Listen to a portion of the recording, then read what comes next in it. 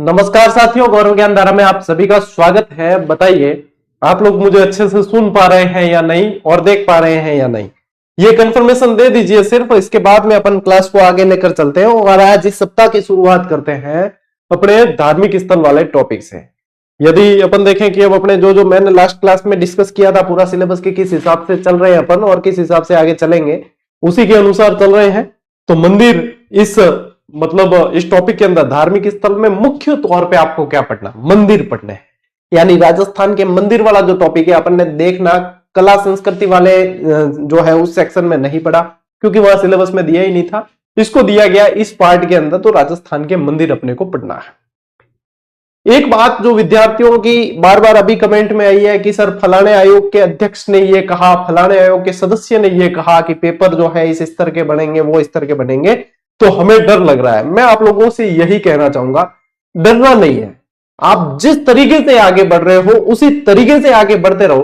Paper का स्तर यानी कठिन रहता है तो दिखती बात है कि कट ऑफ कम जाती है। हाँ, आप ऑलरेडी अच्छे लेवल से ही पढ़ रहे हो, आप वो 4 साल पहले वाले लेवल से नहीं पढ़ रहे हो कि सिर्फ ऊपर ऊपर की चीजें पढ़ रहे हो, आप अच्छे लेवल से ही पढ़ रहे हो। प्रश्न कंसेप्चुअल आएंगे, आपको लैंग्वेज अच्छे से पढ़नी है, आपको कंसेप्ट समझ के उसका उत्तर देना। बाकी ये जो फलाने आयोग के अध्यक्ष और ढेकने आयोग के सदस्य जो कहते हैं, मैं उसे भी गलत मानता हूं कि आप विद्यार्थियों को डराने का काम नहीं करें। इससे होता कुछ नहीं है, इससे सिर्फ और सिर्फ कोचिंग संस्थानों को फायदा होगा, पुस्तक विक्रेताओं को, लेखकों को फायदा होगा। मैं भी उन लेखक के अंदर, या आप कह सकते हो कोचिंग संस्थान तो अपनी नहीं है क्योंकि अपन किसी तरह का पेड कोर्स नहीं देते, लेकिन उस सिस्टम का तो मैं भी एक हिस्सा हूं। लेकिन मैं विद्यार्थियों के साथ कंधे से कंधा मिला के चलने की कोशिश करता हूं और आज दिन तक एक भी पेड क्लास नहीं दिया। इसलिए मैं सीना ठोक के ये बात कह भी सकता हूं कि आप लोग बढ़िया से पढ़ रहे हैं, धैर्य से पढ़ रहे हैं, पढ़ते रहे, उसी दिशा में चलते रहे। जो अपनी मेहनत के साथ में न्याय कर रहा है वो असफल नहीं हो सकता, ये मैं जानता हूं। तो आप अपने मेहनत के साथ न्याय करते रहे, आप जो पढ़ रहे हैं उसे पढ़ते रहे, शिद्दत से पढ़े, डेली अपने जो है टारगेट लेके पढ़ते रहो।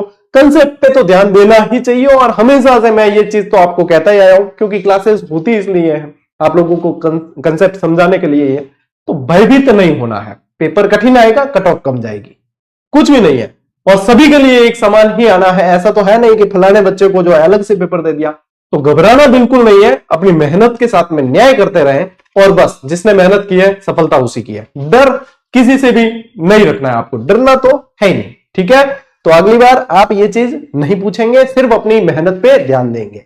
ओके, चलिए आगे बढ़े, अपनी इस क्लास को शुरू करते हैं, है ना। मैं थोड़ी सी यहां से इसकी सेटिंग सही कर देता हूं, फिर अपने जो है शुरू करते हैं। देखो आज क्या पढ़ने वाले हैं अपन, धार्मिक स्थल। और धार्मिक स्थल में भी स्पेशली मैं कहूं तो अपने को पढ़ना है मंदिर, यानी प्रमुख मंदिर पढ़ने हैं, प्रमुख मंदिर की विशेषताएं पढ़नी है। अच्छा, एक चीज और बता दूं, अभी मैं जो है 2 दिन माउंट आबू भ्रमण पे था, तो माउंट आबू के जितने ऐतिहासिक स्थल है या जीके से रिलेटेड जो चीजें हैं, उसी स्थलों पे जाके मैंने आप लोगों के लिए 4-5 वीडियो शूट किए हैं, जो मैं अब आने वाले दिनों में आप लोगों के साथ में साझा करूंगा। जो अपन 1 मिनट शो देते हैं उसी के रूप में मैं साझा करूंगा, उन सभी को जरूर देखना, क्योंकि वो सारे मोस्ट इंपॉर्टेंट है। उससे क्या होता है, चीजें याद हो जाती है। अब मैं वहां से ही बता रहा हूं वो चीज, तो वो दिमाग अपना है ना, वो उसे कैच करता है, तो इससे वो चीजें आप लोगों को याद हो जाएगी। साथ में आप वो चीजें वहीं देख लोगे तो ये बहुत ज्यादा फायदेमंद होगी। और उसमें जो जो सवाल बनते हैं, मैं 1 मिनट शो के रूप में उनको बनाया है मैंने, तो एडिट करवा के एडिटर से मैं आप लोगों को हर रोज जो है एक एक वीडियो आप लोगों को सुबह शाम जैसे भी सेट होगा वो दे दूंगा। इसी यूट्यूब चैनल पे शॉर्ट्स वाले सेक्शन पे 1 मिनट शो आते हैं, उन्हें जरूर देखें, क्योंकि वो आप लोगों के लिए ही बनाए गए हैं। ठीक है, ठीक, ये जानकारी आप लोगों को ध्यान रखनी है। अब देखो तापरो अपा पड़ा मंदिर, ठीक है, यानी कि अपने ये ध्यान रखो कि यहाँ पे एक चीज समझ लो आप कि ये है हिमालय श्रेणी है, ठीक है। आप क्या समझ लो, ये है हिमालय श्रेणी। फिर अपने सेंटर में अपन आ गए यहाँ पे, तो यहाँ आ गई विंध्याचल श्रेणी, मध्य प्रदेश की तरफ चले जाएंगे अपन, तो विंध्याचल श्रेणी आ जाएगी, है ना। और फिर अपन जो है यहाँ आ जाते हैं, तो अपने ये ध्यान रखो कि कृष्णा नदी, ठीक है, कृष्णा बेसिन कह दो, कृष्णा नदी बेसिन, नदी बेसिन। और पूरे दक्षिण में चले गए अपन, तो फिर आ जाएगा रामेश्वरम, रामेश्वरम, ठीक है, दक्षिणतम मंदिर हो गया। अब मैं ये किस लिए बता रहा हूं उसको मैं आप लोगों को थोड़ा सा मैं क्लियर कर देता हूं कि ये किस लिए है।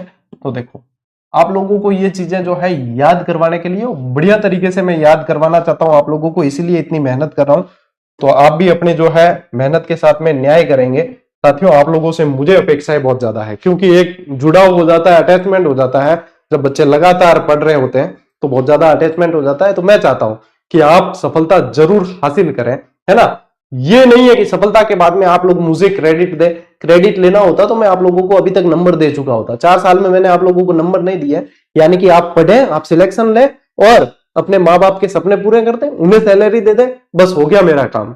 मेरा काम ये नहीं है आप लोगों के सिलेक्शन का बाद में क्रेडिट लेना, फोटो छापना, ये अपने काम नहीं है। होते तो 4 साल में 20-25 हजार सिलेक्शन अपन दे चुके हैं।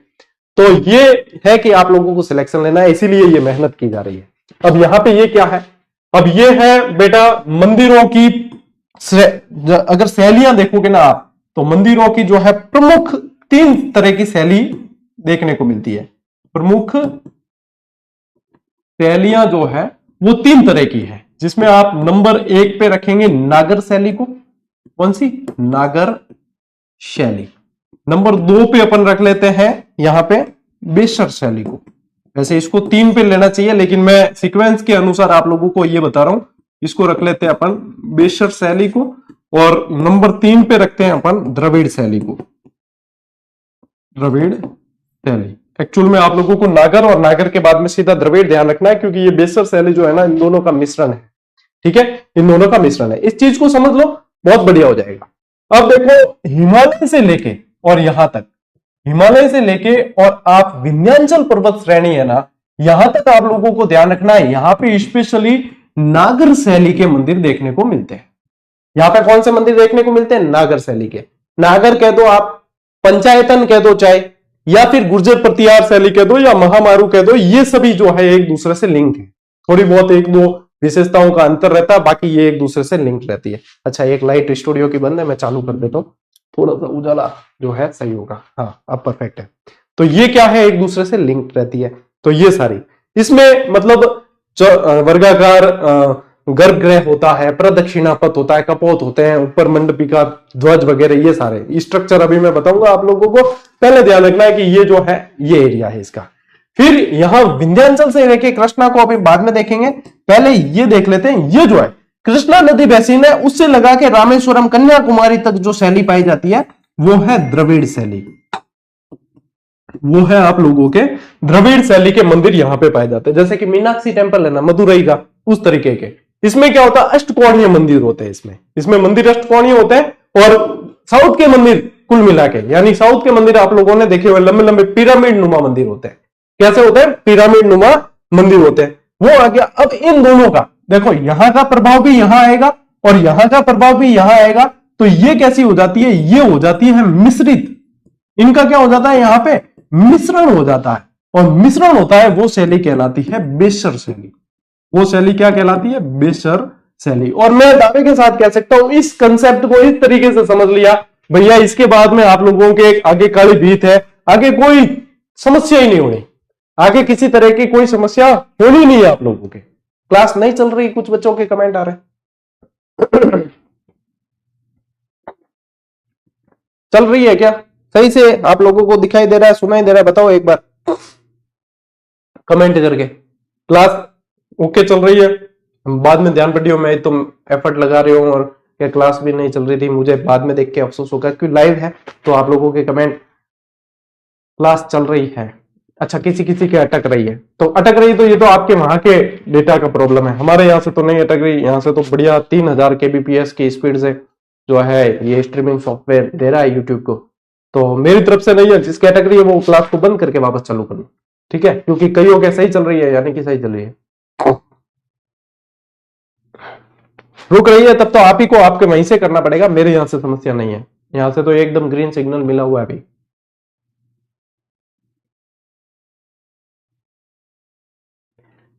ठीक है, आपके वहां से करो, चल रही है सही। बच्चों के कमेंट आ रहे हैं, सही चल रही है। देखो, तो ये कंसेप्ट इस तरीके से समझ लिया ना, तो सबसे बेस्ट है आप लोगों के, अब कोई समस्या होनी नहीं है। यानी कि अब क्या ध्यान रखना है आप लोगों को? अब आप लोगों को क्या ध्यान रखना है कि ये जो नागर शैली है, ये आप लोगों को कहां देखने को मिलेगी? उत्तर भारत के अंदर, उत्तर भारत, मध्य भी कह सकते हो कि मध्य में मिश्रण जो है वो मध्य भारत के अंदर है। द्रविड़ शैली जो है वो दक्षिण भारतीय मंदिर है, वो दक्षिण भारतीय मंदिर है, दक्षिण भारतीय है। और ये जो इन दोनों का मिश्रण है ये मध्य भारत के अंदर ये मंदिर देखने को मिलते हैं। अब मान लो कुछ अपवाद जो है, दक्षिण भारत का मंदिर, मान लो रंगनाथ मंदिर यहां अपने उत्तर भारत में देखने को मिलता है, पुष्कर के अंदर देखने को मिल गया, तो यहां पे आप कहोगे कि ये द्रविड़ शैली का मिल गया। तो ऐसे कुछ जो है चीजें देखने को मिलेगी, क्योंकि भारत से अपन इन चीजों को दूर नहीं कर सकते, है ना। तो ये जो है आप लोगों को ध्यान रखना है, ठीक है। कोई भी भाई कॉपी पेस्ट नहीं करें, क्योंकि ये क्वेश्चन आंसर का सेशन नहीं है। मैं सिर्फ और सिर्फ पढ़ाने पे फोकस करना चाहता हूं, क्योंकि बच्चे भी सिर्फ पढ़ने के लिए जुड़ते हैं यहाँ पे। आप लोगों के डाउट्स वगैरह होते हैं तो आफ्टर क्लास कमेंट किया करें, ठीक है। कॉपी पेस्ट करके आप क्लास को डिस्टर्ब करने की चेष्टा नहीं करें, वही बेहतर है, ठीक है। जब आप सवाल जवाब ही करने हो तो फिर पूरा सेशन निकल जाएगा। हजारों बच्चे लाइव पढ़ते हैं, प्रत्येक बच्चा एक सवाल पूछने लगा और मैं एक का उत्तर देने लगा तो 1 घंटा तो अपना ऐसे ही निकल जाएगा। तो इसलिए आप लोगों को लगेगा कि सर जवाब नहीं देते, थोड़े खराब है, तो खराब होना अच्छा है, दाग होने अच्छे हैं। इससे अच्छा कि मैं जवाब देने में पूरा समय निकाल दूं। तो कॉपी पेस्ट नहीं करेंगे, सिर्फ पढ़ने पर ध्यान दें। बाकी घने ही टीचर है यार, हर सवाल और जवाब देने बैठा है, बट जान थे कर दो, बेचावे भी हुई कि कोई आया जाए एक आधो कमेंट कर दे, 5-7 मिनट निकालना। बट बता रहा, हाथ जोड़ निवेदन है, अटे सिर्फ पढ़ने वाला जुड़ो, ठीक है। जिन सिलेक्शन लेना है, जिन सपना साकार करना है, जो चाहे कि मेरे माँ बाप गरीबी में जीवन निकाल दियो लेकिन भविष्य गरीबी में नहीं निकलेला, इन वास्ते मैं आश्वस्त करूँ ना बाने, सिर्फ बेटा भर ही जुड़े और बेटा भर ही पढ़े, क्योंकि मैं बिन खातर ही और निःशुल्क क्रांति लेर चाल रही हूं। अब बात समझ लियो थे, है ना। क्योंकि इसको अब जो है ऐसा थेगा तो लिख बता दूं और तो क्या, है ना। तो यहाँ पे ये चीज समझ में आ गई आप लोगों को? बताइए, ये कमेंट करके बताओ, ये चीज, इससे बढ़िया कंसेप्ट नहीं समझ में आएगा। ये यहां से समझ में आ गई। इन रिटर्न भी मैं आप लोगों को ये चीजें देने वाला हूं। तो आगे बढ़े अपन, क्योंकि मंदिर समझना है, इन चीजों को समझना पहले जरूरी है। समझ ली? ओके, देखिए अब वही चीज यहां पे कि मंदिर स्थापत्य की प्रमुख शैलियां कौन सी है? नागर, द्रविड़, पंचायतन। पंचायतन इसी से लिंक रहती है, पंचायतन इसी से लिंक रहती है नागर से, और बेसर अलग है। अब बेसर का मतलब क्या होता है? मिश्रण होता है ना। चलो मैं इसमें बता दूंगा। सबसे पहले देखो नागर शैली की क्या क्या विशेषताएं। नागर शैली की विशेषताएं क्या क्या रहेगी? तो समतल छत से ऊपर उठे शिखर की प्रधानता, और इसे आर्य शैली के रूप में भी जाना जाता है। अब जैसे अध्यक्ष साहब ने कहा ना, अपने कर्मचारी चयन बोर्ड के अध्यक्ष साहब कह रहे कंसेप्चुअल आएंगे। कंसेप्चुअल मतलब पेपर जो है ऊपर ऊपर से नहीं देंगे, यही कंसेप्ट है कि कूट देंगे। नागर शैली को आर्य शैली भी कहा जाता है। पंचायतन शैली का संबंध नागर शैली से भी है। गुर्जर प्रतिहार शैली या महामारू शैली नागर शैली से लिंक रहती है, इस तरीके से। बस, बाकी कोई नहीं है, आप लोगों को डरना नहीं है कुल मिला के। फिर आ गए अपन द्रविड़ शैली पे। द से द्रविड़, द से दक्षिण। राहुल द्रविड़ कहां से थे? दक्षिण से। तो द्रविड़ शैली जो है दक्षिण भारत में कृष्णा से कन्याकुमारी तक है। कृष्णा बैसिन से कन्याकुमारी तक इसका विस्तार देखने को मिलता है। और ये अपने जो है नागर शैली, आप लोगों को क्या लिखना है इसके अंदर? इसके अंदर आप लोगों को ध्यान रखना है कि हिमालय से विंध्याचल तक, हिमालय से विंध्याचल तक, विंध्याचल तक इसका विस्तार देखने को मिलता है। आगे अपन बेसर शैली, तो ये नागर और द्रविड़ का मिला जुला रूप है, यानी कि क्या है? ये मिश्रण है।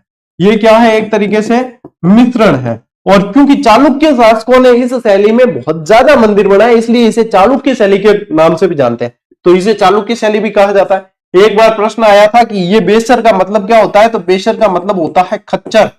बेसर का मतलब क्या होता है? खच्चर, मिश्रित। किस जानवर से इस बेसर शब्द का अर्थ कौन से जानवर से निकलता है? तो खच्चर से निकलता है। न घोड़ा न गधा, खच्चर होता है, मिश्रित है, यानी कि मिश्रण है, ठीक है। तो ये आप लोगों को ध्यान रखना है। अब यही चीज यहां पे और स्पष्ट हो जाएगी डायग्राम से। तो डायग्राम देखो, ये नागर शैली का है, यानी कि ये उत्तर भारतीय मंदिर है। उत्तर भारत के जो मंदिर है वो इस शैली में होते हैं। एक गर्भगृह होता है, बाहर खुला पद होता है, और बहुत सारा खुला चौगान, और प्रदक्षिणा पथ यानी परिक्रमा होती है, ये सब चीजें। और ये आगे आप लोगों की द्रविड़ शैली। कौन सी? ये द्रविड़ शैली। द्रविड़ शैली में लंबा ज्यादा होता है और ऊंचाई, फिर यहां पे ये ऊंचाई जो देखने को मिलती पिरामिड नुमा। तो ये अब इन दोनों का मिश्रित रूप जो है वो बेसर शैली है, जो चालुक्य शैली के रूप में भी जाना जाता है। ठीक है, इज दैट क्लियर? यहां पे आप लोगों को ये चीजें अच्छे से समझ में आ चुकी होगी। अब ये यहां पे ये क्लियर नहीं दिखेगा तो मैं नेक्स्ट इमेज में बताता हूं आप लोगों को, ठीक है। चलो,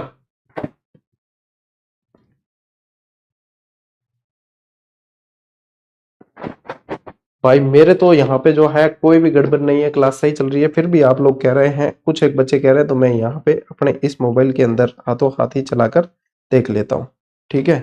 और जो मेरे यहाँ पे इस मोबाइल में क्लियर एकदम चल गई तो आप फिर मान लो कि कोई समस्या है ही नहीं, ठीक है। अभी देख लेते हैं हाथों हाथ। देखो टाब्रो, अब मैं थान बताऊं, ठीक है। यूं बढ़िया, मतलब बेटे लाल,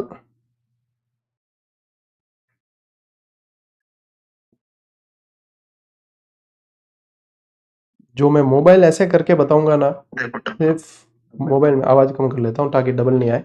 यदि मैं इस मोबाइल को ही ऐसे करके बता रहा हूं तब भी आप लोगों को जो है ना इस मोबाइल के अंदर यहां पे तो भी क्लियर दिखेगी। अब इससे ज्यादा क्लियर जो है आप लोगों को नहीं दिख सकती। ये तो आप लोगों को अपने एंड पे करना, हो सकता है कि कुछ एक बच्चों के हो रही है तो आप लोगों के वहां पे नेटवर्क की समस्या भी तो हो सकती है ना। अब बताओ, इससे बढ़िया चीज, इससे बढ़िया क्वालिटी मेरे को तो एकदम क्लियर कट दिख रहा है, यानी मुझे क्लियर दिख रहा है, तो आप लोगों को तो समस्या होनी नहीं चाहिए। तो टाबरो यूं है कि थे रीला में डेटा घणो उड़ा दो, बिंग बाद में थे हो चुके 240 पे देखेंगे हम तो बेटा जो चीजें लाइफ बनाने वाली है, जो कैरियर बनाने वाली है, डेटा उसके लिए संभाल के रखो। ये रील, ये फालतू के काम, ये फालतू प्रचार सामग्री वगैरह, उन चीजों में अपना डेटा भी मत गवाओ, अपना समय भी मत गवाओ। फिर बचाते उसके लिए, फिर बाद में 90% का मैसेज आएगा तो रील क्या देखेंगे। अरे कर्म ठोक, कम से कम अपने भविष्य को है ना बनाने के लिए ये निर्णय आप लोगों को ही लेना होगा। समय रहते ये निर्णय कर लो कि इस समय का क्या करना है, नहीं तो फिर ये समय निर्णय करेगा कि आप लोगों का क्या करना है। पैसा बहुत बुरा निर्णय करता है फिर समय। खरी खरी को खोटी खोटी मतलब थन खारी जहर लाग सके, लेकिन ये कैरियर बनाने वाली बातें। चलो आगे बढ़ते हैं। अब नहीं दिख रहा वगैरह वगैरह कोई कमेंट नहीं करेंगे, क्योंकि मैंने यहां पे क्वालिटी चेक कर ली है और मेरे यहां पे ऑलरेडी सब कुछ सेट बता रहा है, तो मेरे यहां से समस्या नहीं है, ठीक है। चलो अब देखो ये चीज, अब ये चीज जो है नागर शैली के मंदिर है, ऊपर क्या है, ध्वज होता है, कलश होता है, उसके ऊपर ध्वज है, फिर ग्रेवा है, उर्सरंग है। ये इतने आप लोगों को भले ध्यान नहीं रखना है। इसमें शिखर होता है, ये जंगा, ये गर्भगृह है, बीच में जगती अधिष्ठान, ठीक है, प्रदक्षिणा पथ होते हैं, ये बीच में जो जगह होती है गवाक्ष होते हैं, महामंडप, अंतराल है, अर्ध मंडप, कपोत जहां कबूतर वगैरह बैठते हैं वो भी जगह होती है। कपोत का मतलब ही कबूतर। तो ये चीजें जो है आप लोगों को एक डायग्राम कि नागर शैली के मंदिर की क्या क्या विशेषता होती है, वो ये विशेषताएं हैं। भाई अंदर गर्भगृह होता है, चौक और गर्भगृह होता है। अपन देखते हैं ना, महाराज से पंडित जी वहां अंदर होते हैं जो पूजा करने वाले। आम आदमी को वैसे ज्यादातर गर्भगृह में नहीं जाने दिया जाता है, क्योंकि शुद्धता का वगैरह ध्यान रखा जाता है। तो यहां तक मामला क्लियर है। अब एक एक मंदिर देखते हैं, उनकी विशेषताएं पढ़ते हैं, ठीक है। चलो देखो, अब बढ़ते हैं आगे। अब देखो यहां पे सबसे पहला मंदिर पढ़ते हैं अपन, शीला माता का मंदिर।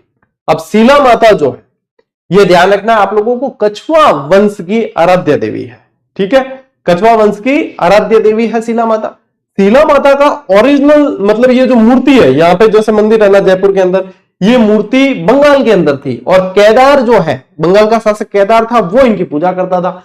यहाँ के कछवा शासक मान सिंह जी ने केदार को पराजित किया और वहां से जो है इनकी मूर्ति यहाँ पे लेके आ गए, और उसको बाद में जो है जलेब चौक के अंदर स्थापित करवाई। तो ये यहां से जानकारी आपको ध्यान रखनी है कि आमेर के राजप्रसाद में, आमेर का राजप्रसाद मतलब किल्लोर है, बाद में यूं मत गए हो कि गुरुजी किलो है कि राजप्रसाद है। राजप्रसाद के अंदर जलेब चौक में बना हुआ ये मंदिर है, और कछवा वंश की आराध्य देवी के रूप में शीला माता की पूजा की जाती है, ठीक है, ये ध्यान रखना है। और ये मूर्ति जो है ये बंगाल से लाई थी, बंगाल से केदार को हरा कर लाई थी, ठीक है। केदार को पराजित करके मानसिंह लेकर आए थे ये मूर्ति, पराजित करके, ठीक है, पराजित करके मानसिंह द्वितीय जो है वो ये मूर्ति लेकर आए थे। मानसिंह प्रथम लेकर आए थे, और मानसिंह द्वितीय ने इनका वर्तमान स्वरूप इस मंदिर का निर्मित करवाया है। मूर्ति मानसिंह प्रथम लाया था, वर्तमान स्वरूप इस मंदिर का मानसिंह द्वितीय ने करवाया। इस तरीके से ध्यान रखना है, ठीक है। चलिए अगला मंदिर देखिए, गोविंद देव जी। अब गोविंद देव जी जो है, ये आप लोगों को ध्यान रखना है कि कछवा वंश के कुल देवता है, कछवा वंश के कुल देवता है। ये जैसे कि गुहिल वंश के अंदर शासक कौन होते हैं, एकलिंग जी, और बाकी जो राजा होते हैं वो क्या कहलाते हैं, एकलिंग जी के दीवान। वैसे के वैसे कछुआ वंश के अंदर शासक गोविंद देव जी को माना जाता है, और ये इनके दीवान टाइप होते हैं, ठीक है, जो राजा होते हैं यहाँ के। तो ये ध्यान रखना है। अब 1669 में एक इलाहाबाद की घोषणा की थी औरंगजेब ने, और औरंगजेब ने कहा कि जितने मंदिर हैं सब तोड़ो। तो उस समय जैसे कि गोस्वामी भगत जो है अपने सिंहड़ नाथद्वारा वाले, वो भी मूर्तियां लेकर गए, राज सिंह जी ने शरण दी थी, बाद में नाथद्वारा का मंदिर स्थापित करवाया। उसी समय गोविंद देव जी की मूर्ति भी जो है, इस घोषणा के बाद गोविंद देव जी की मूर्ति भी गौड़ीय संप्रदाय के पुजारी जयपुर लेके आए थे। गौड़ीय संप्रदाय के पुजारी जयपुर लेकर आते हैं और यहाँ पे इनकी स्थापना करवाते हैं। इन्हें जयपुर का वास्तविक शासक कहा जाता है, और जो राजा यहाँ के हैं वो इनके दीवान कहलाते हैं। ये ध्यान रखना है। आपने कई बार मेरे जो है चैम्बर के वीडियो देखे होंगे, तो पीछे एक तस्वीर लगी हुई देखी होगी, जिनका आशीर्वाद हमें मिलता रहता है, वो गोविंद देव जी है। वो तस्वीर मुझे हमारे पब्लिशर जो अरुण जी है उन्होंने भेंट की थी इस बार, जो अपने इनोग्रेशन था ना जीजीडी ऑफिस का, उस समय, ठीक है। अब कई टावर के गुरुजी, ये तस्वीर आपके कुर्सी के पीछे भगवान की तस्वीर वो आगे होनी चाहिए, तो बेटा आगे भी है, इधर भी है, इधर भी है, तो भगवान तो चारों तरफ है, भगवान अपने हृदय में है। तो कुर्सी के पीछे अपन अभी जिस समय खड़े हैं, मान लीजिए अब मैं खड़ा हूं, अब मेरे पीछे बोर्ड पर भी भगवान की तस्वीर है। तो ये भावनाएं, ये चीजें अपने मन के अंदर होती है, भगवान नहीं कहते कभी। क्यों? भगवान तो अपने अंदर भी है, भगवान तो अपने हर जगह है। जहां माने अपन वहां भगवान है, यदि माने तो, नहीं माने तो किसके लिए भगवान और किसके लिए क्या। तो ये चीजें अपने मन में होती। कई बार कहते हैं कि टावर पैसा कैसे, क्या भगवान तो आशीर्वाद तो कभी भी देते हैं, है ना।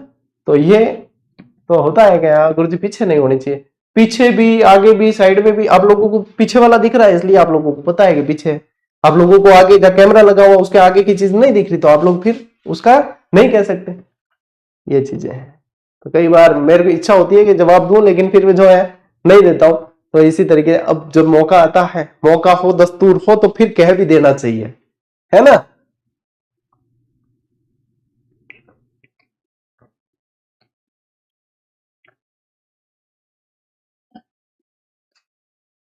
लो, स्क्रीनशॉट ले लिया, बढ़े आगे।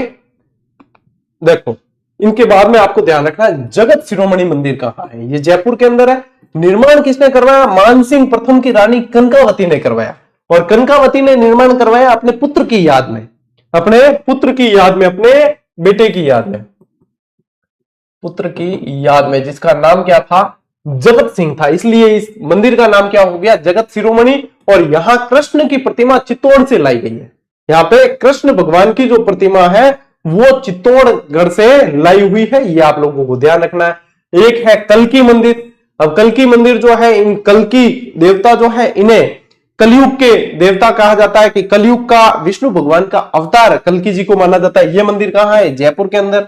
निर्माण 1739 में सवाई जय सिंह ने करवाया था, ठीक है। ये आप लोगों को ध्यान रखना है। कलयुग के विष्णु अवतार के रूप में ये जाने जाते हैं, कलयुग के विष्णु अवतार के रूप में जाने जाते हैं। लक्ष्मी नारायण जी मंदिर जयपुर के अंदर है। पृथ्वीराज कछुआ की रानी बालाबाई, इन्हें कहा जाता था यहां की जयपुर की मीरा। इन्हें क्या कहा जाता था? कछुआ वंश की मीरा, या जयपुर की मीरा कह दो आप, जयपुर की मीराबाई। कृष्ण भगवान की भक्त थी, या फिर आप ऑब्लिक करके लिख लेना, कछुआ वंश की मीराबाई, कछुआ वंश की मीरा बाई।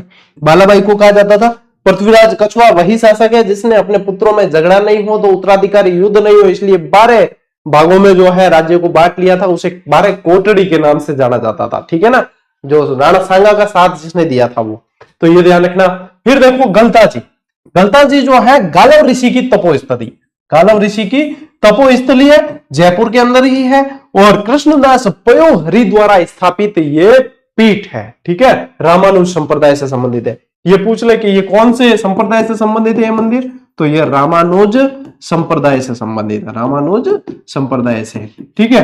ये गलता जी को मंकी वैली के नाम से भी जानते हैं, मंकी वैली। अंथान दिख रही हो है, बंदर बहुत ज्यादा है, ठीक है, बंदर बहुत ज्यादा है, तो इसलिए इसे मंकी वैली के नाम से भी जाना जाता है, ठीक है ना। ये ध्यान रखना है आप लोगों को। चलिए स्क्रीनशॉट लो, आगे बढ़ते हैं। देखो वीर हनुमान जी मंदिर कहां है? सामोद के अंदर, जयपुर में है। और हनुमान जी की यहाँ पे वृद्ध प्रतिमा है। यानी कि आप लोगों को जितनी डिटेल जाननी है, देखो ऊपर ऊपर वाली बात करें ना अपन तो क्या हुआ कि वीर हनुमान मंदिर कहाँ है, जयपुर के अंदर, सामोद भी नहीं, सिर्फ जयपुर पड़ा, ये हुई ऊपर ऊपर की बात।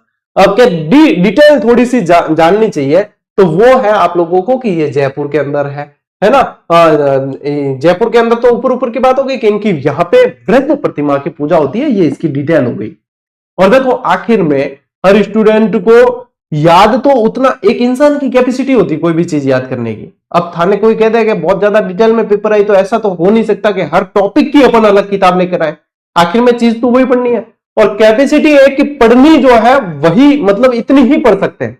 और मैं कहता हूं अति हमेशा जो है खराब होती है कि किसी ने कह दिया तो आप देख भ्रमित होकर बहुत सारी चीजें ले आए, या बहुत सारी जो है फिर नहीं भी कोचिंग ज्वाइन करनी तो कोचिंग ज्वाइन करने की तरफ भागे हो, पैसे बिगाड़ रहे हो, फलाना ढीमका।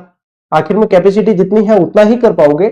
आप लोगों को अति से बचना है और रिवीजन पे जोर देना है। जितनी बार आप ज्यादा कंटेंट पढ़ पाओगे तभी आप सिलेक्शन ले पाओगे। ये बात है कि याद रखनी, चीजें याद होनी जरूरी है। ज्यादा पढ़ने की बजाय याद करने पे फोकस करें, तब जाके सिलेक्शन होते हैं। देख भ्रमित मत होइए, है ना। आगे बढ़ो। चरण मंदिर ये कहां है, जयपुर में। चरण मंदिर इसलिए क्योंकि यहां श्री कृष्ण के चरणों की पूजा की जाती है, इसलिए चरण मंदिर कहते हैं। बिड़ला मंदिर ये भी जयपुर में, ये लक्ष्मी नारायण जी की मूर्ति है यहाँ, और गंगा प्रसाद बिड़ला चैरिटेबल ट्रस्ट द्वारा ये संचालित है। और ये जो है ना वातानुकूलित मंदिर है एक तरीके से, ये जो है एक तरीके से वातानुकूलित मंदिर है। कैसा है, वातानुकूलित मंदिर है। ये भी आप लोगों को ध्यान रखना है, ठीक है। चलिए फिर देखो सोनी जी की नसिया, यहाँ पे अब अजमेर के मंदिर पढ़ लेते हैं कुछ। सोनी जी की नसिया मंदिर ये कहां है, ये अजमेर के अंदर है। सेठ मूलचंद सोनी ने इसका निर्माण करवाया है। पूरी अयोध्या नगरी बनी हुई है, अंदर पूरे सोने के मंदिर है यहाँ पे। इसे सिद्धकूट चैत्यालय के नाम से भी जानते हैं, इसे सिद्धकूट चैत्यालय के नाम से भी जाना जाता है, ये ध्यान रखना है। और ऋषभ देव को यह समर्पित है। ऋषभ देव आदिनाथ, यानी कि ऋषभ देव यानी कि आदिनाथ जी प्रथम तीर्थंकर, है ना, इनको ये समर्पित है। लाल पत्थर से निर्मित है ये, तो ये ध्यान रखना है। इस मंदिर की विशेषता है कि इसके ऊपर रखा ये जो नारियल है ना, ये शहर के किसी भी कोने से देखें तो ये नारियल जो है इनको नजर आता है। यहाँ पे ये नारियल यहाँ पे दिखेगा, ठीक है। तो ये ध्यान रखना है आप लोगों को। चलिए स्क्रीनशॉट लो, ये सारी चीजें आप लोगों को ध्यान रखनी है। एक अर्जेंट कॉल आ रहा है, मैं एक कॉल अटेंड कर लेता हूं, जितने आप ये स्क्रीनशॉट ले लो एक बार।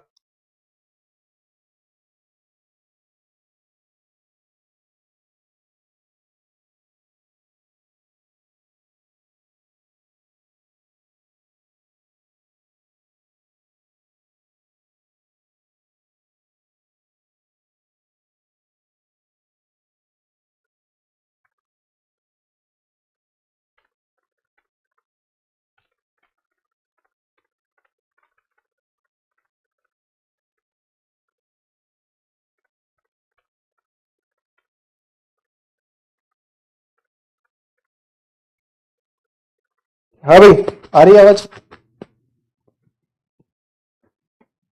और कौन आ रहा है, स्टिल ब्लर। स्टिल ब्लर तो बंद कर बुझिया, हम की कौन। और इनू ज्यादा सही नहीं हो सके, मेरे अटूम की समस्या नहीं है, तेरी समस्या है। मोबाइल बंद कर, डोल टेक आगे की कौन। मैं कह रहा हूं जब क्लियर है यहां से, नहीं चल रही ना जिनके क्लियर, बंद करो सो जाओ बस, कोई नहीं करना। यहां से मेरे यहां से समस्या है नहीं, आपके वहां नेटवर्क की समस्या है, बंद कर दो सो जाओ, कल देखना, ठीक है। इससे ज्यादा नहीं किया जा सकता कुछ भी। चलो पढ़ो। वातानुकूलित इसलिए कि चारों तरफ से जो है हवा आती रहती है, तो इसलिए ये ध्यान रखना है आपको लक्ष्मी नारायण जी मंदिर के बारे में, है ना। स्क्रीनशॉट लो, आगे बढ़ेंगे।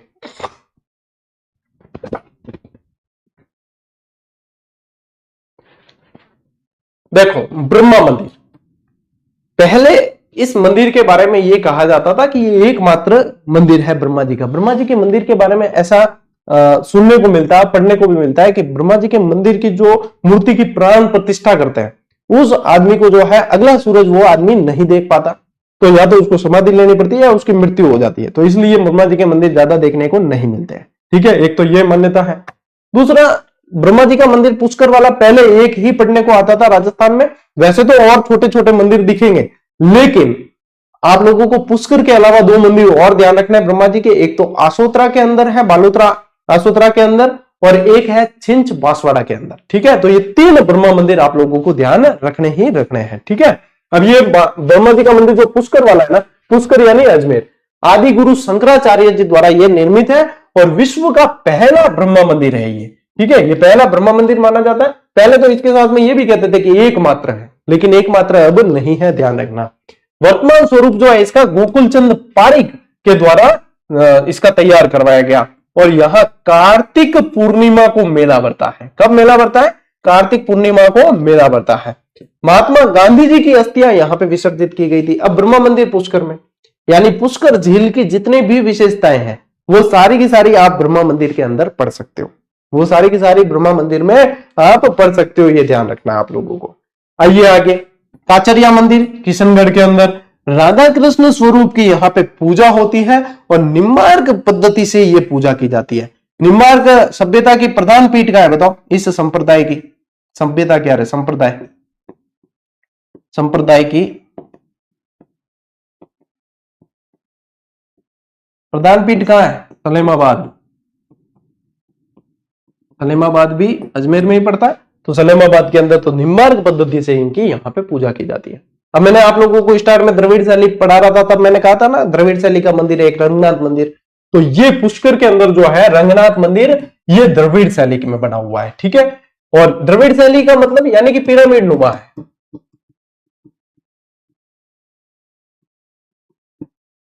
निर्माण इसका किसने करवाया? सेठ पूरनमल द्वारा निर्माण करवाया गया, और लक्ष्मी नारायण जी की तरह लक्ष्मी नारायण जी की सिंह पर सवार यहाँ पे मूर्ति देखने को मिलती है। लक्ष्मी नारायण जी की सिंह पर सवार मूर्ति देखने को मिलती है, इसकी विशेषता है।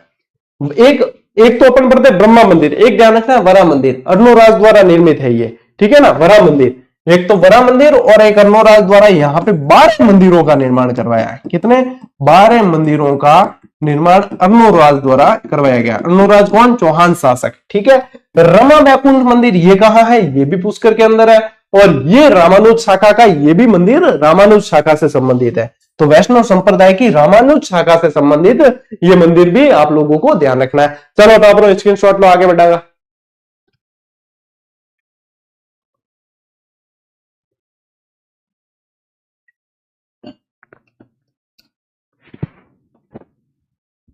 चलो देखो, इसके अलावा अब आगे बढ़ते हैं, अपन अलवर के मंदिर पढ़ लेते हैं। नीलकंठ महादेव मंदिर। अब देखो नीलकंठ महादेव जी यूं देखा नहीं तो मेरे पाड़े, मैं सुमेरपुर रहूं और सुमेरपुर पाड़े शिवगंज है ना, तो सुमेरपुर और शिवगंज के बीच में एक नदी पड़ती है, जवाई नदी, तो उस नदी के किनारे भी नीलकंठ महादेव जी मंदिर है। तो नीलकंठ महादेव जी मंदिर और जगह भी है, सिर्फ अलवर में ऐसा नहीं, लेकिन प्रसिद्ध नीलकंठ महादेव मंदिर कहां है? तो वो अलवर के अंदर है। इस तरीके से आपको ध्यान रखना है। तो नीलकंठ महादेव मंदिर का अलवर में भी राजगढ़ तहसील में स्थित है, और इसमें नृत्यरत गणेश जी की मूर्ति है। ये इंपॉर्टेंट फैक्ट है, महादेव जी का मंदिर है लेकिन अंदर नृत्यरत गणेश जी की मूर्ति है, ये भी ध्यान रखना है। ब्रतरी मंदिर कहां है? ब्रतरी मंदिर अलवर में पड़ता है। कनफटे नाथों का कुंभ कहा जाता है, कनफटे नाथों की स्थली कहा जाता है इस मंदिर को, है ना, नाथ संप्रदाय का प्रभाव है। सरिस्का अभयारण्य के अंदर यह मंदिर पड़ता है, और राजा भर्तरी की तपोस्थली है। ये तो मैंने आप लोगों को पिंगला वाली कहानी सुनाई हुई है, राजा भर्तरी और पिंगला वाली, पूरी वो फल दिया था वगैरह, बहुत बार सुनाई है। अभी इसमें नहीं सुनाऊंगा मैं, क्योंकि समय की नजाकत को देखते हुए क्लास को आगे लेकर जाना पड़ेगा, नहीं तो एक कहानी में एक क्लास पूरी हो सकती है। ठीक है, तो ये ध्यान रखना है। कनफटे नाथों का कुंभ कहा जाता है इस मंदिर को। देख लो ये फोटो। पांडुपोल हनुमान जी का मंदिर कहां है? अलवर में, और यहां पे हनुमान जी की लेटी हुई प्रतिमा है, इन्हें कहा जाता है लेटे हुए हनुमान जी। ठीक है, पांडुपोल हनुमान जी, लेटे हुए हनुमान जी, यहाँ लेटी हुई प्रतिमा है। बूढ़े जगन्नाथ जी का मंदिर कहां है? अलवर के अंदर ये भी, और उड़ीसा के जगन्नाथपुरी की तरह यहाँ पे रथ सवारी निकलती है। जब उड़ीसा के अंदर जब जगन्नाथपुरी के रथ सवारी निकलती है, तभी यहाँ पे भी रथ सवारी निकाली जाती है। बूढ़े जगन्नाथ जी का मंदिर कहा जाता है। मोस्ट इंपॉर्टेंट है, अलवर के अंदर है। लीजिए स्क्रीनशॉट।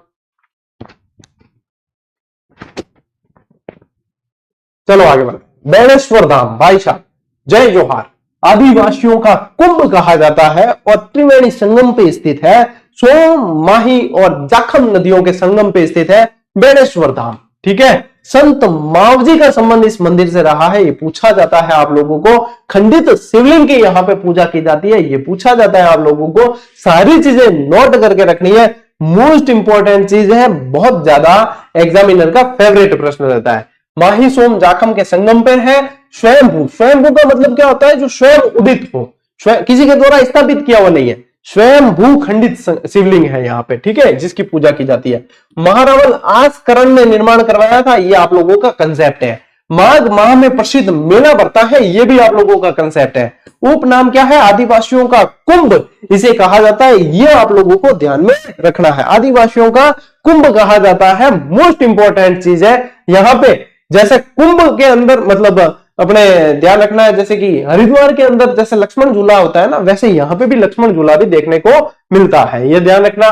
फिर देखो देव सोमनाथ मंदिर, ये कहाँ है? डूंगरपुर के अंदर, ये भी बेणेश्वर धाम भी डूंगरपुर, ये भी डूंगरपुर। देव सोमनाथ में आप लोगों को पूछेंगे 12वीं सदी में ये बना हुआ है, 12वीं सदी में निर्मित मंदिर है और गुर्जर प्रतिहार कालीन ये मंदिर है। और इसमें मतलब कांच के अंदर शिवलिंग के दर्शन कराए जाते हैं। देव सोमनाथ मंदिर के शिवलिंग का दर्शन कांच में करवाया जाता है, तो ये भी इंपॉर्टेंट है, ठीक है। फिर देखो सिरे मंदिर कहाँ है? ये जालोर के अंदर है, जालोर का किला है ना, वहीं पे सिरे मंदिर ऊपर पहाड़ी पर स्थित है और नाथ संप्रदाय से जुड़ा हुआ है। सिरे मंदिर भी नाथ संप्रदाय से जुड़ा हुआ है। जालंधर नाथ जी की तपोस्थली है। जालंधर नाथ जी कौन थे?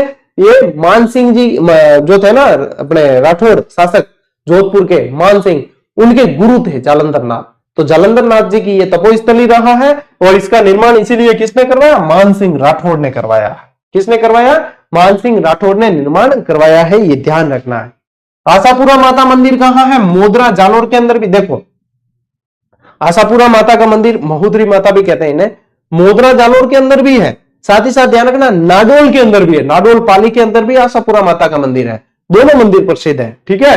तो ये आशापुरा माता का मंदिर मैं कौन सी बात कर रहा हूं? मोदरा जालोर वाली। और जालोर के चौहानों की कुल देवी इन्हें कहा जाता है। और जालोर में चौहानों की कौन सी शाखा थी? सोनिग्रा चौहान। कौन सी? सोनिग्रा चौहान। सोनिग्रा चौहान इनकी कुल देवी है। फिर वरा मंदिर, देखो एक तो पड़ा अपने पुष्कर के अंदर, एक आपको ध्यान रखना है वरा मंदिर अपने भीनमाल के अंदर, जहां पे 7 फीट ऊंची वरा मूर्ति है। भगवान विष्णु के वरा अवतार की मूर्ति है जो 7 फीट ऊंची है और ये भीनमाल वाला है, अपन बात कर रहे हैं, ठीक है। चलिए स्क्रीनशॉट लीजिए भैया, ये सारी चीजें आप लोगों की इंपॉर्टेंट ही आ रही है आज।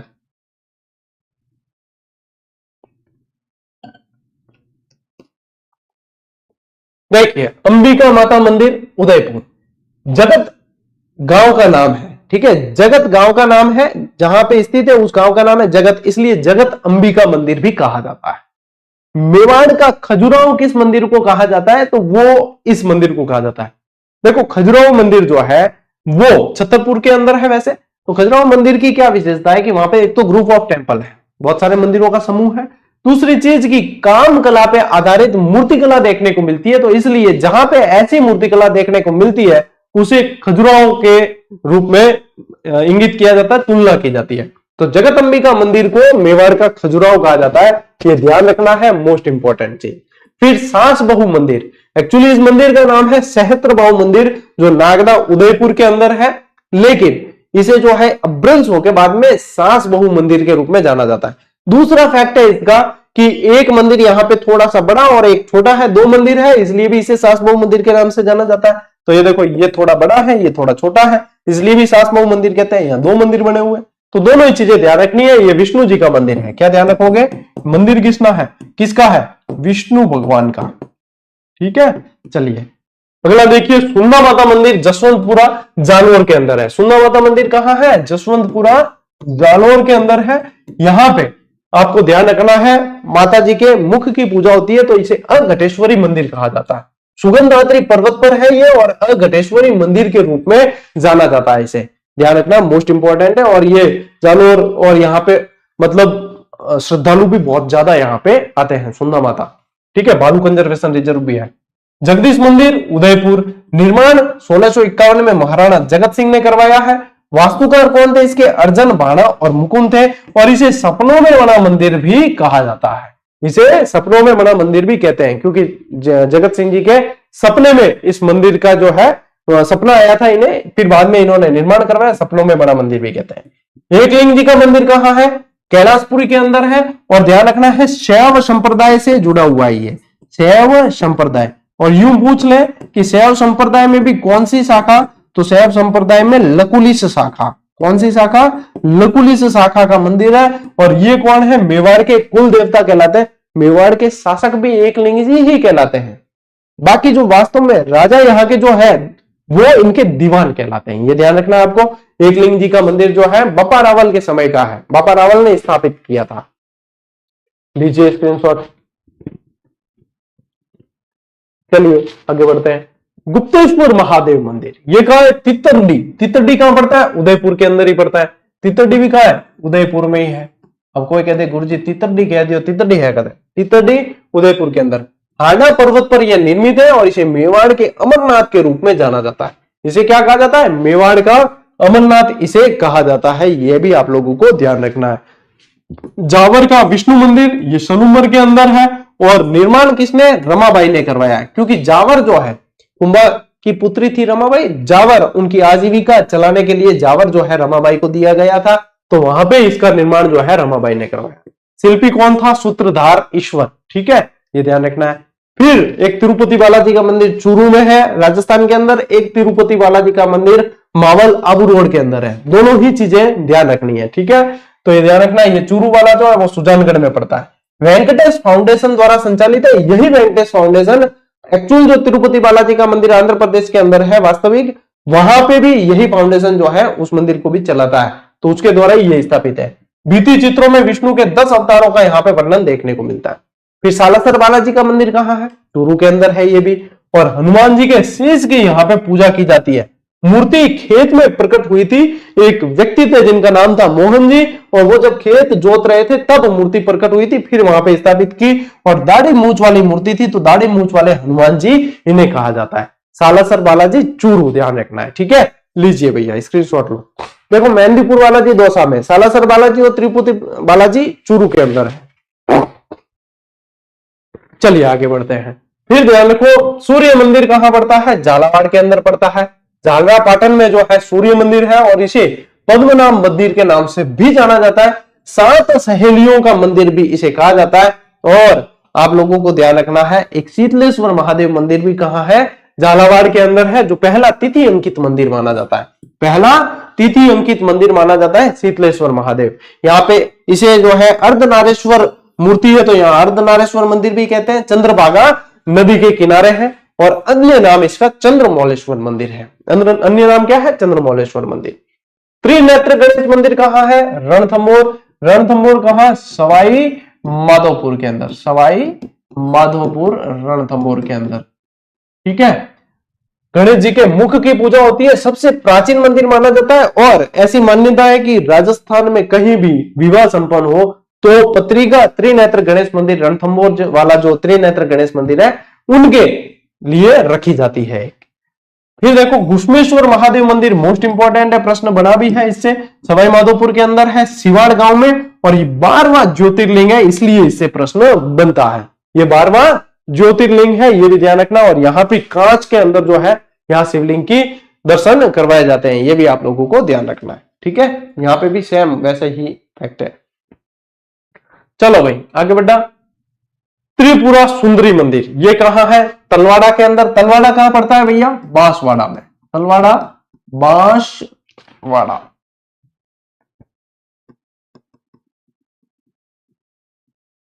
तलवाड़ा बांसवाड़ा के अंदर।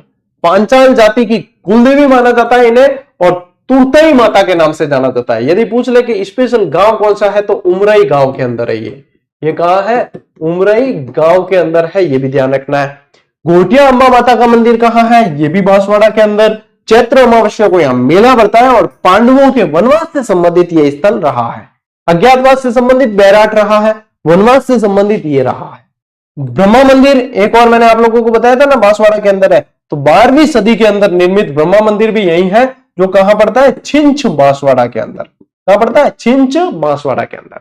फिर अर्थुणा मंदिर, ध्यान रखना, अर्थुणा यानी कि वागड़ के परमार अपन कहते हैं ना, वो अर्थुणा उनकी राजधानी थी।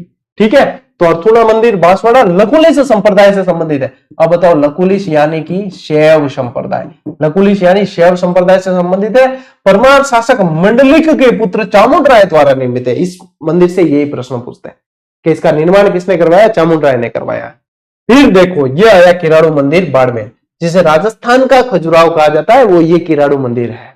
हाथमा गांव के अंदर है ये, और ध्यान रखना 5 मंदिरों का समूह है ये। राजस्थान का खजुराहो कहते हैं। परमाणु की ये भी राजधानी रही है। 4 तो यहाँ पे शिव मंदिर है और 1 विष्णु मंदिर है। है भाई डिटेल, 4 तो है आपके शिव मंदिर और 1 विष्णु मंदिर है। 5 मंदिरों का समूह है, ग्रुप ऑफ टेम्पल। फिर आगे बढ़ते हैं। देखिए, हल्देश्वर महादेव मंदिर ये कहां है? सिवाना के अंदर है और 56 की पहाड़ियों में बना हुआ है। 56 की पहाड़ियों में बना हुआ है हल्देश्वर महादेव। 7 पहाड़ियां हैं यहाँ कितनी है? 7 पहाड़ियां हैं, ये भी ध्यान रखना। राजस्थान का लघु माउंट इसे कहा जाता है। किसे कहा जाता है? यहाँ पे एक स्थल है जिसका नाम है पीपलुद, उसे कहा जाता है राजस्थान का लघु माउंट कहा जाता है। फिर देखो, बंडदेवरा मंदिर, ये किशनगंज 12 के अंदर है। इसे हाड़ौती का खजुराहो कहते हैं। इसे क्या कहते हैं? हाड़ौती का खजुराहो, या मिनी खजुराहो भी कहते हैं इसे। या क्या कहते हैं? मिनी खजुराहो, मिनी खजुराहो भी कहा जाता है। मेदवंशी मलय वर्मा द्वारा यह निर्मित है। हाड़ौती का खजुराहो इसे कहा जाता है। ठीक है, ये ध्यान रखना। ब्रह्माणी माता का मंदिर का है? ब्राह्मणी माता या ब्रह्माणी माता का मंदिर शोरसेन 12 के अंदर है। शोरसेन 12 के अंदर यह मंदिर पड़ता है। देश का एकमात्र मंदिर है जहां देवी के पीठ की पूजा की जाती है। पीठ यानी कि पृष्ठ भाग की, ये पृष्ठ भाग का श्रृंगार किया जाता है और इनकी पूजा की जाती है। जालिम सिंह द्वारा जो है यहाँ पे सीढ़ियां बनवाई गई थी, ये भी आप लोगों को ध्यान रखना है। ठीक है, गंगा मंदिर कहां है? भरतपुर के अंदर है गंगा मंदिर। निर्माण बलवंत सिंह द्वारा करवाया है। और गंगा मूर्ति, यहाँ पे गंगा जी की मूर्ति किसने स्थापित करवाई? बृजेंद्र सिंह, यहाँ के शासक बृजेंद्र सिंह ने जो है गंगा जी की मूर्ति स्थापित करवाई। सीताबाड़ी कहां पड़ता है? 12 के अंदर। ये फोटो आप देख रहे हो, ये सीताबाड़ी का ही है। यहाँ सीता जी का, लक्ष्मण जी का और वाल्मीकि मंदिर है यहाँ पे, ये ध्यान रखना है। सहरिया जनजाति का कुंभ कहा जाता है इसे, और ज्येष्ठ अमावस्या को यहाँ पे मेला बढ़ता है। ठीक है, चलो टाबरो ले स्क्रीनशॉट, आगे बढ़ा। देखिए, इसके बाद में आपको ध्यान रखना उषा मंदिर, ये कहां है? बयाना। बयाना यानी भरतपुर के अंदर। बयाना भरतपुर के अंदर पड़ता उषा मंदिर। निर्माण किसने करवाया? रानी चित्रलेखा ने इसका निर्माण करवाया। ये देख लो उषा मंदिर। यहीं पे बाद में उषा मस्जिद बना दी गई। ठीक है, इसे बाद में तोड़कर उषा मस्जिद में बदल दिया गया था। ठीक है, लक्ष्मण मंदिर कहां है? भरतपुर के अंदर है। पुराना मंदिर राजा बदन सिंह ने बनवाया और नया मंदिर राजा बलदेव सिंह ने, नया मंदिर राजा बलदेव सिंह ने बनाया है। और भरतपुर के जाटों के कुल देवता कौन है? लक्ष्मण जी है। कौन है? लक्ष्मण जी।